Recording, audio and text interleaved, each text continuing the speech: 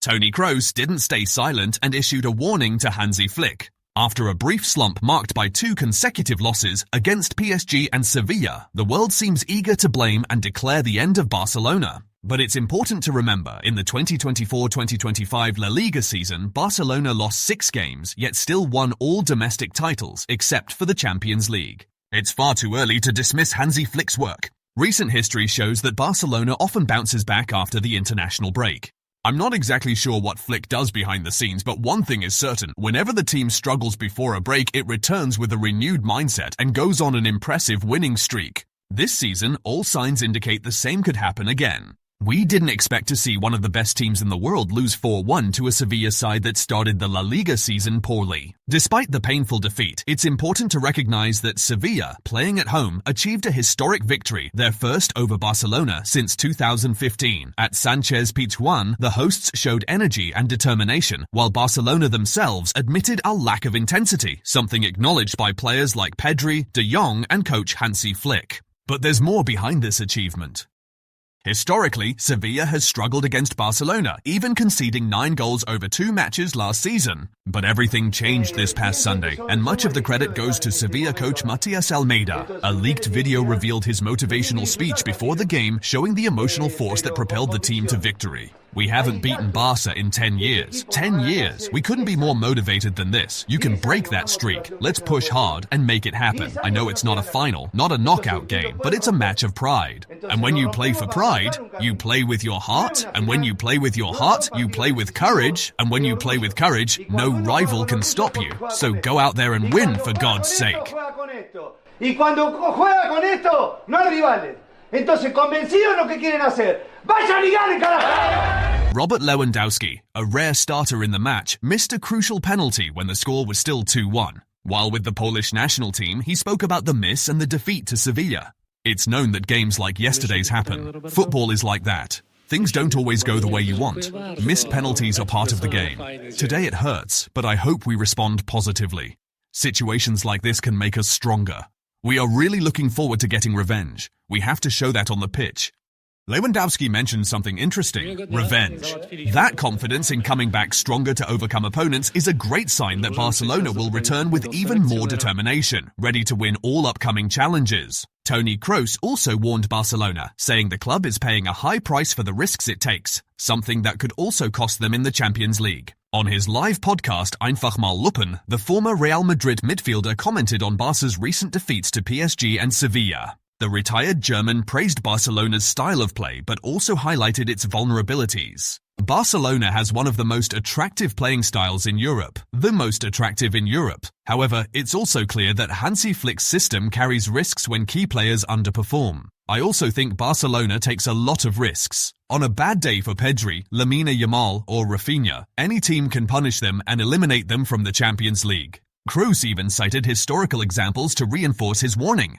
It happened to them last year with Inter Milan, and this year, whether in the round of 16, the quarterfinals, the semi-finals, or the final, at some point they will face an opponent like that. This will happen to Barcelona in the Champions League. I don't think it will happen in La Liga because they are too dominant. Especially after the 75th minute, you notice everyone is more tired and doesn't switch to a different style of closing spaces.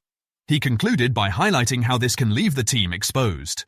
"If you're tired and don't change your style of play, it becomes very obvious how exposed you are." No, I don't think it's about the system and the structure. We make in the first half we make some big mistakes, but at the end it's like that, like we always play. So. The 4-1 loss to Sevilla exposed a worrying pattern. Barcelona struggles to hold on to results in the final minutes. Since Hansi Flick arrived, the team has conceded 8 goals after the 90th minute, dropping crucial points in games against PSG, Betis, Celta and Inter Milan. Alexander Sørloth has also haunted Barcelona in last-minute moments, including the 4-4 draw in the Copa del Rey semi-final. This recurring problem, struggling early and collapsing late, has been costly. If Barca doesn't learn to maintain focus until the final whistle, these late collapses could negatively define the entire season. What do you think of Toni Kroos' warnings to Hansi Flick? Against Sevilla, the team showed weaknesses both in attack and defense, and questionable referee decisions such as the penalty for the first goal and the validity of the second also influenced the result. Even so, the Barcelona locker room does not blame the referee for the loss and believes the team simply didn't perform well enough, according to Santi Oval on KT Jugues. In fact, when asked by sources in the locker room whether there was frustration with the referee after the 4-1 defeat, the response was, "Not at all, it's on us." Additionally, the Barcelona locker room analysed the defeat and concluded that the team's pressing needs to improve if they want to continue playing the high defensive line that has become a constant under Hansi Flick. Defender Pau Cubarsí himself pointed this out in his media interaction after the match. "We left with a really bad feeling. I think they completely outplayed us in the first half, and we didn't start with the intensity this stadium demands. We improved in the second half, but we lacked precision when finishing, and they didn't let us escape. We didn't enter the game with the intensity it required. We came in asleep, and there are no excuses. It's on us. We have to fix what was missing. These chances start from the top, and we need to press like we did last season. We relaxed, and that can't happen. We don't need to overdo it, but this is a turning point. In the second half, we had great chances. I think we could have even taken the lead. That's football. Sometimes they go in, sometimes they don't. We can't let ourselves be carried away like that, which is why we conceded 4 goals. The atmosphere in the league has been good. I don't think we should dramatize things too much, but we can't let points slip away like this. We have to look ahead and correct the mistakes we made." After the team returned from Seville, discussions took place between Joan Laporta, Deco, and Hansi Flick, but there was no panic at any point. The general assessment is that the team simply had 2 bad games, but nothing has been lost as a result. No one wants to dramatize the situation, especially considering that Flick is currently without several key players due to injury, including Rafinha, Lamine Yamal, Fermin Lopez, Gavi, and Joan Garcia. Barcelona is approaching its 2 recent defeats calmly, dismissing the idea of a crisis. The club draws confidence from past examples, such as PSG's struggles and its own recovery in the 2024-25 Champions League.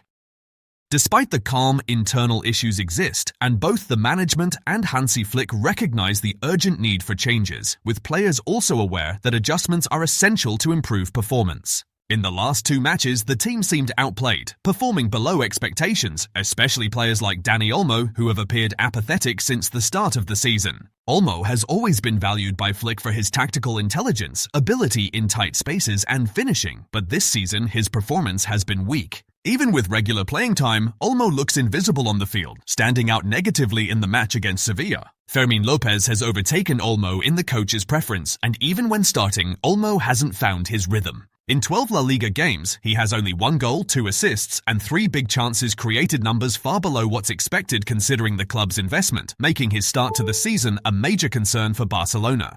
On his official Facebook account, Olmo has faced criticism and questions about potentially being on the bench when Fermin Lopez returns, which is worrying about him considering he has always shown himself to be an intelligent player since joining the club. His form with the Spanish national team hasn't been great either, and he has been on the bench there as well. I believe that after this break, Olmo, Araujo, and the whole team need to adjust mentally to come back stronger. We can't afford to repeat the mistakes of this other phase in La Liga and the Champions League.